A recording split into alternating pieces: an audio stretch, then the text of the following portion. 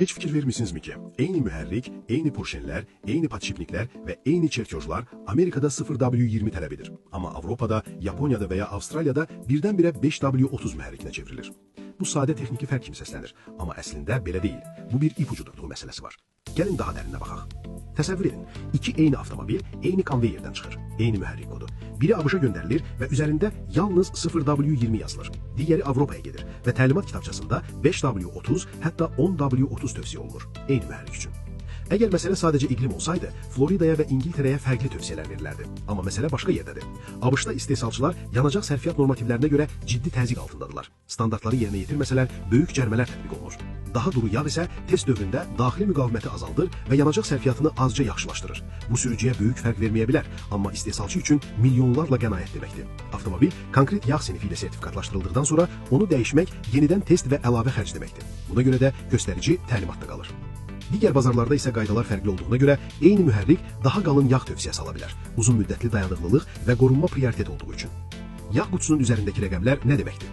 0W20 soyuqda çox axıcı, istidə isə nisbətən nazik yağdır. Soyuq start üçün yaxşıdır və laboratoriyada yanacaq sərfiyyatını az göstərir. Amma yüksək temperaturda və yüklənmədə daha tez incələ bilər. Yağ plonkası nazikləşəndə isə metal-metala təmas başlayır. Podşipniklərdə, halqalarda, turboda aşınma artır. 5W30 isə soyuqda biraz qalın, istidə isə daha dayanıqlıdır. Yağ plonkası daha möhkəmdir, qorunma daha sabitdir. Xüsusilə isti iqlimdə, uzun məsafədə, yük altında və ya turbo mühərriklərdə daha məntiqli seçim ola bilər. Mühərrik zamanla dəyişir. Yürüş artdıqca boşluqlar böyüyür, detallarda mikroskopik aşınma yaranır.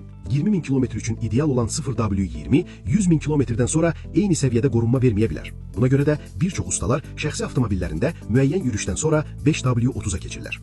İsti iqlimdə də oxşar vəziyyət müşahidə olunur. Yüksək temperaturda 5W30 öz viskozitesini daha sabit saxlayır. Buna görə bəzi istehsalçılar müxtəlif regionlarda eyni mühərrik üçün fərqli yağ sinifləri göstərirlər. Amma vacib məqam budur. Təkcə viskozite hər şeyi həll etmir. Qatqı paketi daha önəmlidir. Yüksək keyfiyyətli sintetik 0W20 zəif 5W30-dan daha yaxşı qorunma verə bilər.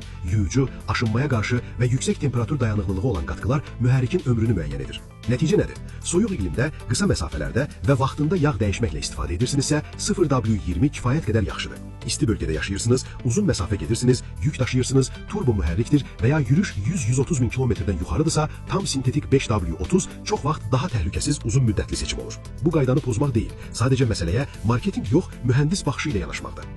Bu, peşəkar motoristlərin keçirdiyi araşdırmalar və eksperimentlər nəticəsində gəldiyi qərardır. Siz bu fikirlə razısınızmı? Ekspert avto olaraq biz hər zaman mühərrikin real vəziyyətini, yürüşünü və istismar şəraitini nəzərə almaqla məsləhət görürük. Sizin avtomobilinizdə hazırda hansı viskozite istifadə olunur və növbəti yağ dəyişməsində onu dəyişməyi düşünürsünüzmü? Fikrinizi şərhlərdə yazın.